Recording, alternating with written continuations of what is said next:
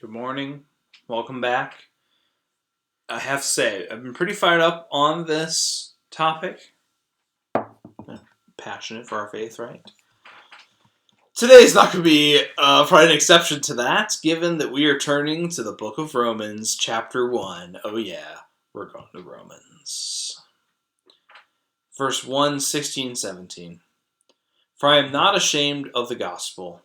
It is the power of God for salvation to everyone who has faith. The Jew first and also to the Greek. For it is not the righteousness of God, for in it the righteousness of God is revealed through faith, for faith. As it is written, the one who is righteous will live by faith. Alright, but notice, friends, verse 17. We have a footnote. Mine is footnote E, so let's scroll down. Boop, boop, boop, boop. Interesting. Okay, so in the NRSV translation, at least, and this is different depending on your translation, but most are translated this way. The quote is, the one who is righteous will live by faith. However, footnote says, it could also be translated as, the one who is righteous through faith will live.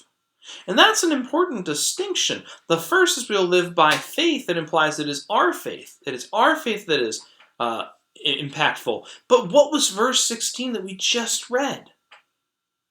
I am not ashamed of the gospel, for it is the power of God for salvation. We do not save ourselves, but rather it is God, through the good news of Jesus Christ, that is salvific. So the second translation makes more sense. The one who is righteous through faith will live. We do not make ourselves righteous by being faithful enough. Rather, it is the faithfulness of God through the gospel that makes us righteous. That's a big distinction, okay? And it goes to fit the rest of this, right? Then Paul jumps into this 3-chapter-long diatribe on the guilt of humanity and the fall and sin and why we need salvation, right? Paul in Romans is writing to a population that has not heard a lot of the teachings, not only of Jesus, but of the Old Testament. They've never heard of Judaism in Rome for the most part. It's some backwater country they conquered. They don't know this, okay? So they're very unfamiliar with this. So Paul has to theologically understand and set up, this is what there's problems in the world. And this is what God has done about it. The gospel. But he starts right away. I'm not ashamed of that gospel. Fits right in with those teachings of Jesus, right? We heard from Matthew a couple days ago that do not be ashamed of this testimony, even though it will be hard and there will be challenges, right? Paul lived this, obviously. But yes, the gospel contains the truth. The gospel contains the good news that we need to change the world. God has shown us the way. God has lived the way. And God empowers us to live this way as well. And so yes, Paul goes into how we're all sinners and we all fall short of the glory of God. But it doesn't matter. Because we live in view of the one who died for all.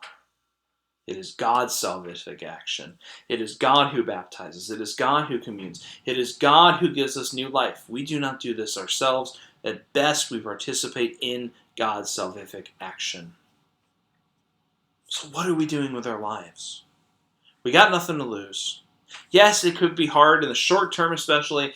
Change is always hard at first, but in the long term, it's always for the best.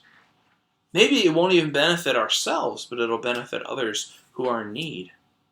That's what God wants us to do. That's what God teaches us to do. That's what God lived and died for. Romans. Gets me every time. I love that verse. I know everyone, John 3:16, and Micah 6:4, whatever, the walk righteously or walk humbly of God, do justice. Everyone loves those verses. Psalm 23. I don't know. For me, my bumper sticker would probably be Romans 1:16, 17. Love it. Just so good. All right. One more day. I hope you're fired up. I hope you're ready to come out of this pandemic with new purpose.